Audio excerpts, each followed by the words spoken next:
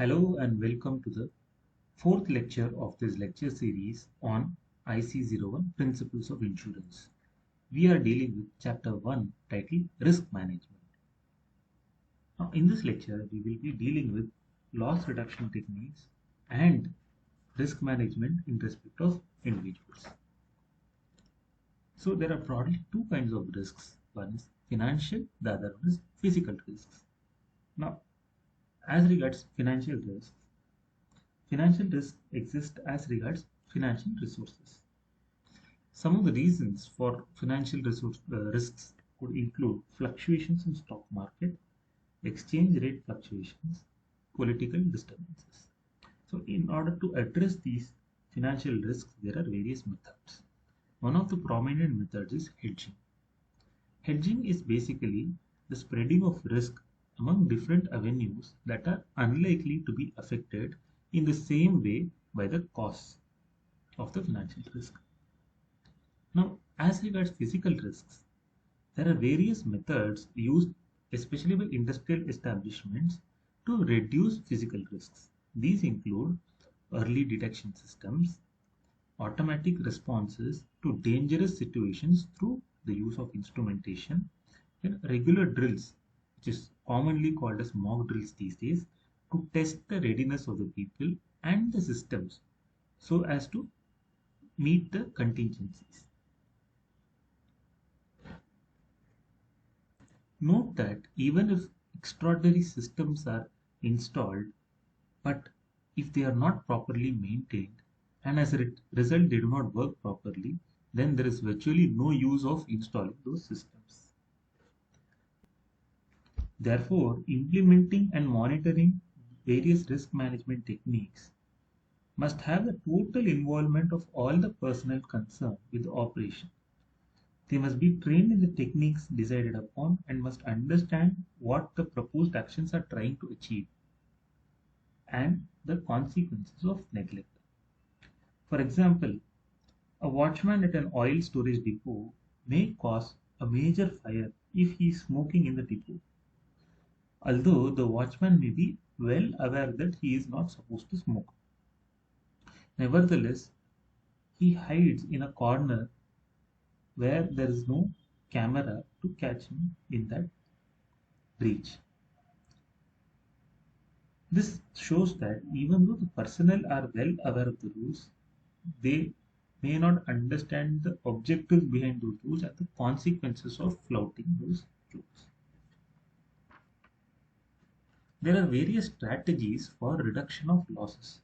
These strategies include separation, that is, isolating the subjects that are exposed to same or similar kinds of risks.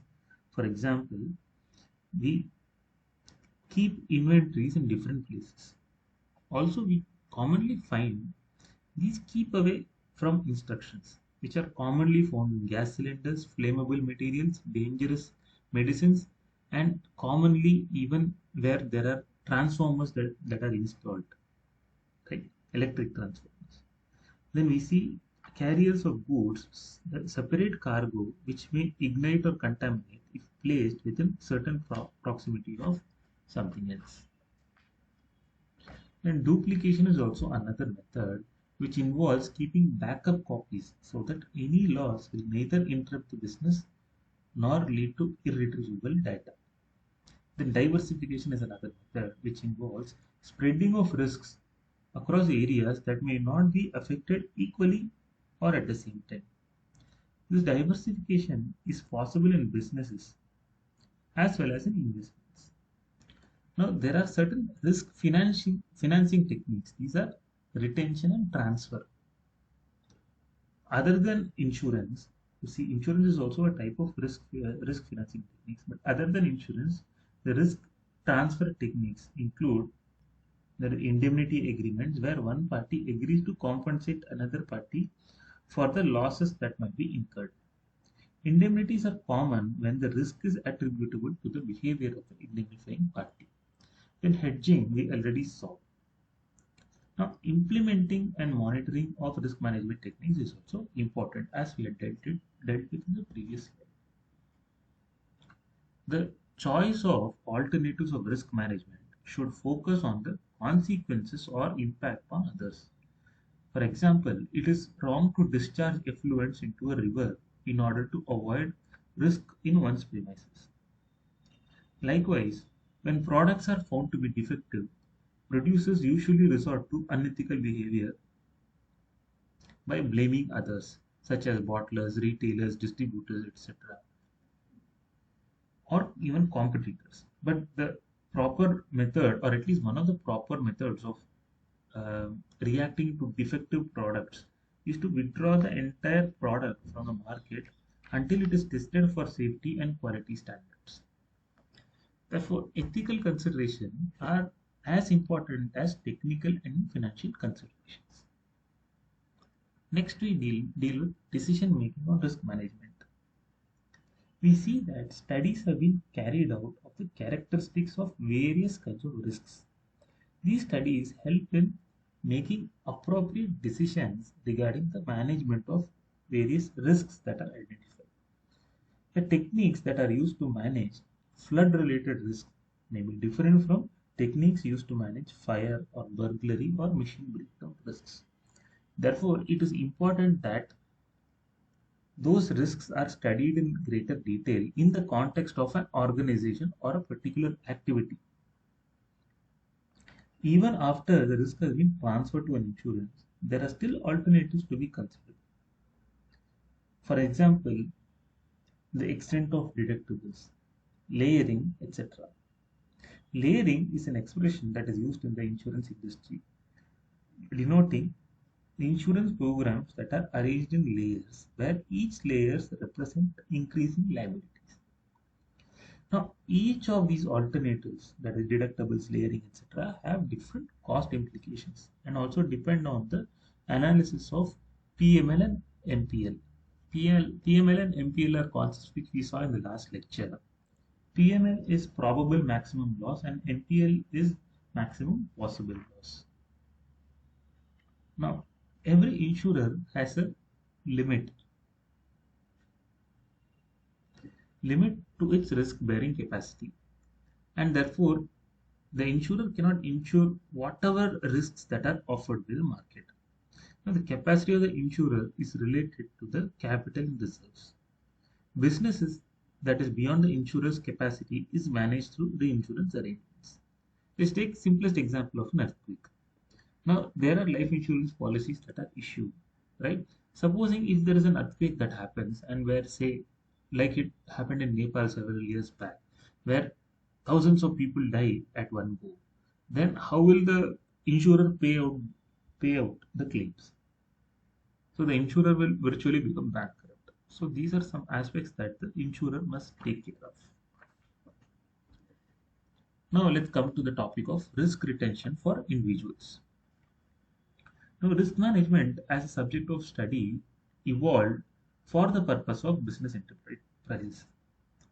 But the principles of risk management apply equally to individual, but in a less complicated manner.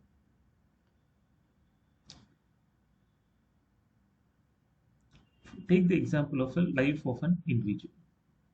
Now, why risk management is very important for individuals can be seen from this illustration. Now, there is an option for the individual to transfer the risk to the insurer by way of a life insurance policy. Alternatively, the individual can retain the risk by not taking any life insurance. So that choice is also available. But in the event of untimely death of the individual, and if the risk has not been transferred to an insurer, the surviving dependents will have to bear the consequence of coping with the loss of income. The risk, if it has been effectively transferred to the insurer, then the insurer pays out. But if not, the risk is transferred to the dependents, and several adverse consequences can happen. For example, the dependents may be required to dispose of assets such as cars, motorcycles, etc., which may be seen as less important in order to meet out the immediate situation. Then housewives may need to learn new skills to start working and earn money. Sometimes the work might be beneath their status. The family may need to move to a new dwelling,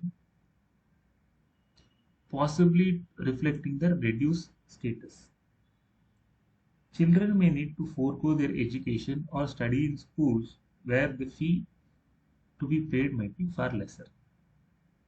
Now, without insurance, the same thing happens to individual businesses also, like proprietorship concerns. Now, without insurance, business may need to close down if the proprietor dies suddenly, or if the shop gets burnt down, or if there is a major burglary.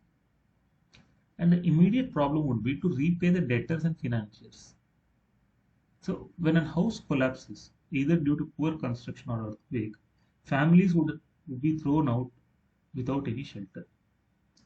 Therefore, all these point out the importance of risk transfer to the insurer. That's all in this lecture. Bye bye and stay safe.